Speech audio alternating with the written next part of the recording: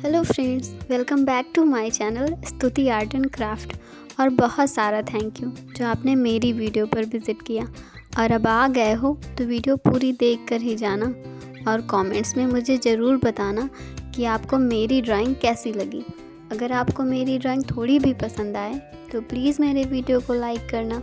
अगर आप मेरे चैनल पे नए हैं तो चैनल को सब्सक्राइब करना। तो चलिए मिलते हैं वीडियो के लास्ट में।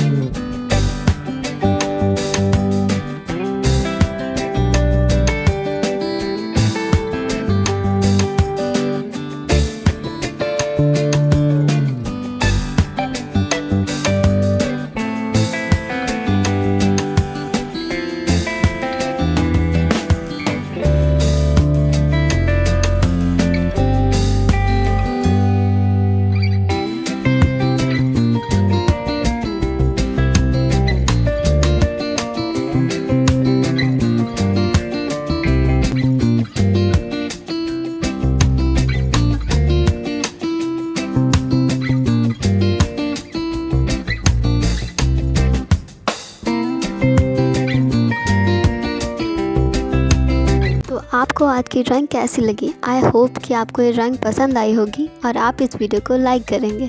तो चलिए मिलते हैं कल एक नई वीडियो के साथ, तब तक के लिए बाय बाय।